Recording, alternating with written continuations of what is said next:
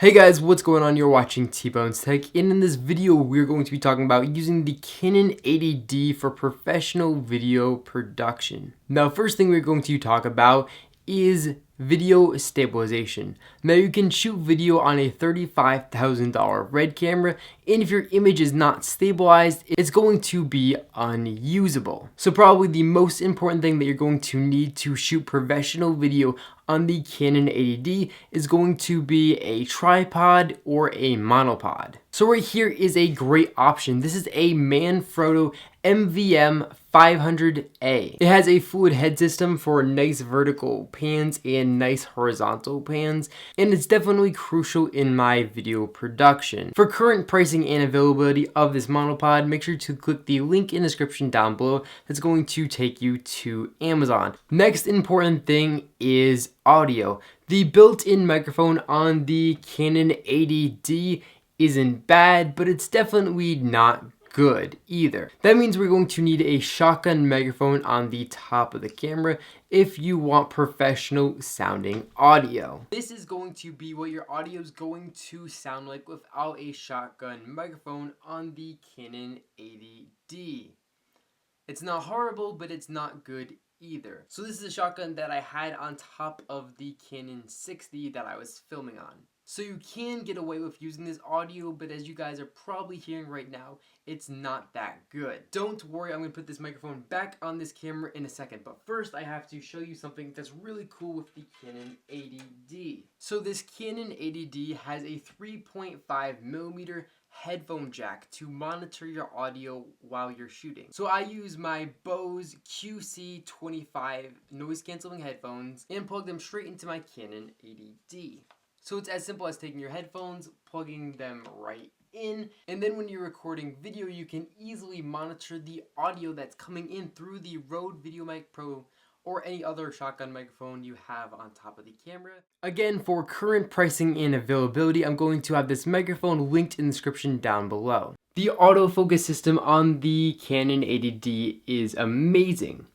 But whenever there is a subject that we can directly control, we're normally going to want to shoot it in manual focus. Now that's not because the 80D is bad at autofocusing, it's just because I'm better at focusing than the camera is. Now if the subject is moving towards you and away from you, then you might want to pop it in automatic focus mode, and it's going to be very good. But if we're in a situation where we can control the subjects, then we're going to want to manually control the focus. So we're going to put this camera into MF mode on the lens, and now we can manually focus the lens. So the first thing that people are usually going to do in manual focus mode is of course going to focus it using the focus ring and just look at the LCD screen till it looks like it's in focus. So right now the Oakley logo does look like it is in focus. However, it's most likely not tack sharp, and that's what we want. So we're going to hit this magnifying glass right here once, and then we're going to press it again, and it's going to zoom in 5 times. And then we're going to press again to zoom in 10 times. And as you can see, the Oakley logo is not clearly in focus. So we're going to pull this into focus and make it tack sharp.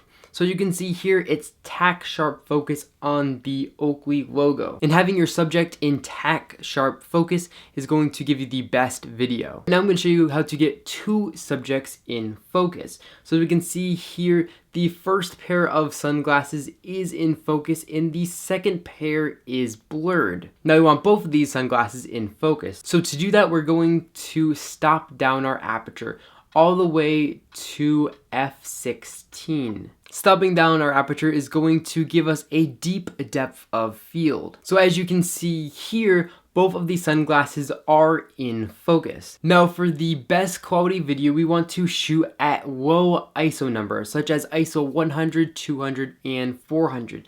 Now the 80D does perform very well when using high ISO, such as 6400 or 12,800. However, it's still best to stay away from using high ISO numbers. Going from ISO 100 to 200, you double your noise. And going from ISO 200 to 400, you double your noise. Again, every time you go a stop up in ISO, you're going to double your noise, which is going to make your images look a lot more grainy and less crisp. Picture style does make a difference. So you're just going to hit menu menu, and then we're going to go over to the 3 over here, and we're going to select picture style. Now here is the user default one, which I have customized.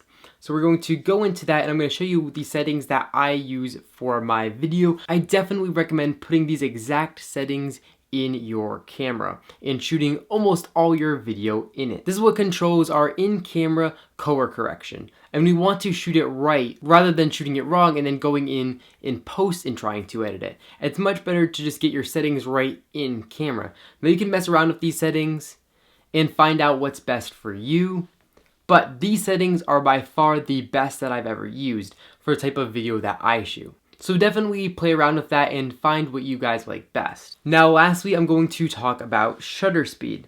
Now shutter speed in video works the exact same way that it does in photography. So using a slow shutter speed such as 1/60th of a second is going to make our video more blurry during movement. And faster shutter speeds are going to freeze that movement. So I'm going to take a quick demo right here, and I'm going to do a relatively quick pan and pause the video right in the middle of the pan. So when paused, you can see it is blurry. Now we're going to shoot at 1/200th of a second and do the same type of pan. And as you guys can see here, when paused, the video is nice and clear. So if you're shooting sports or action or something that you don't want to be blurred, use a faster shutter speed when shooting your video. However, if you're shooting some type of action film, you might want to shoot it at a slower shutter speed because you might want fast movement to be blurred to make it look more natural. Thank you guys so much for watching this video. If you enjoyed it, definitely make sure to hit that like button down below. And of course, subscribe to my channel if you guys want to be notified when new videos like this come out to my YouTube channel. Again, thank you all for watching this video, and I catch you all in the next one.